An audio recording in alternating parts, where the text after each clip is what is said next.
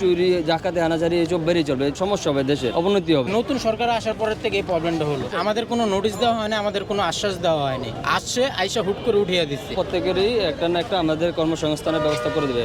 এই মুহূর্তে যে কর্মসংস্থান এইভাবে যদি উচ্ছাদ অভিযান চলে তাহলে কর্মসংস্থান ব্যবস্থা পারবে না, অন্যতা আরো বেকারত্ব বাড়বে। অভিযানের ফলে ভাই আমার সংসারে আর্থিক ব্যবস্থা, আমাদের সংসারে আয় ব্যয় ব্যবস্থা সবই প্রভাব ফেলছে ভাই। এটা আপনি দৈনন্দিন যেভাবে জিনিসপত্রের দাম বাড়ছে, আপনি বাজারে দ্রব্যমূল্যের যেভাবে দাম বাড়ছে এভাবে কিন্তু একটা সাধারণ মানুষের পক্ষে সচরাচর সব কিছু খাওয়া সম্ভব না, পসিবল না। তো এই প্রভাবটা কাটা উঠতে গেলে আমরা দৈনন্দিন কিন্তু ভালো জিনিস খাওয়া সম্ভব হয় না আমাদের কাছে ফুটপাতে হোকার।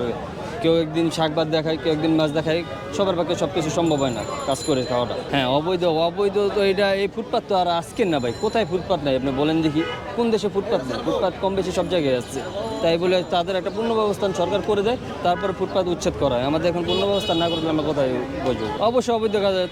তাদের যদি আয় রোজগার, তাদের পরিবার সংসার আছে, তার বাচ্চা আছে, কারো ফ্যামিলিতে একজন একই কিছু তাই না, তাদের তো কাজ করে, তাদের সংসার চালানোর জন্য কিছু না কিছু অর্থাৎ সরকার আমরা চুরি লাইসেন্স দেব। তো এই জব যদি বন্ধ করে দেয়, মানুষ চুরি ডাকাতি হানাজারি এসব বেড়ে চলবে। এইসব যদি হয় তাহলে আরও সমস্যা হবে, দেশের অবনতি হবে। তার চেয়ে আর একটা পুনর্বাসন হবে, সরকার ব্যবস্থা করে দিলে আমাদের চুরি হানাজারি খুন খারাপ সব চিন্তাই এসব খুব কমে যাবে, মানুষ সৎ পথে কাজ করে খাবে। হ্যাঁ, অবশ্যই এখানে সবাই এখন দ্রব্যমূল্যে যেভাবে জিনিস আছে, মানুষ তার ব্যাংক থেকে লোন নিয়ে একভাবে তার সংসার চালিয়ে যায়, একভাবে কিছু করতেছে, না হলে কিছু করার নেই। তো ভাই কীভাবে চলবে মানুষ? দেখেন দৈনন্দিন জীবনে যেভাবে বাজার করা, যেভাবে খাবারের প্রয়োজন করা হয়, এভাবে এগুলো কীভাবে কী করবো বলেন দেখি? আমরা দুই ভাইয়ের উপরে সবাই নির্ভর, পাঁচটা মানুষের যে খাবার জোগাড় আয়োজন সব আমাদের উপরে। তো যেভাবে জিনিসপত্রের দাম বাড়ছে এভাবে কীভাবে সম্ভব ভাই বলেন? একটা মানুষের চলা সম্ভব আদৌ? হাইওয়ে রোডে না, আমরা লিঙ্ক রোডে আছি, তাও রাস্তা ছেড়ে।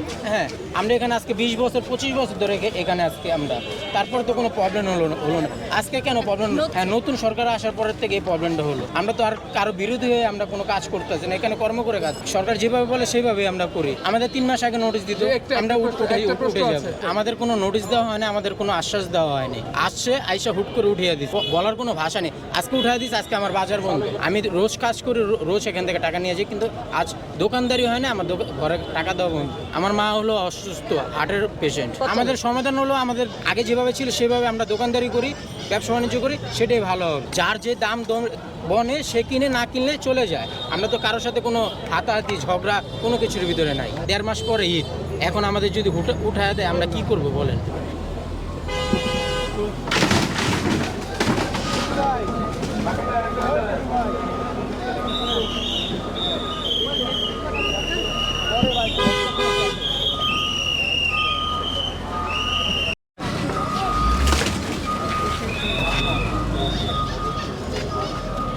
মজা লাগলো।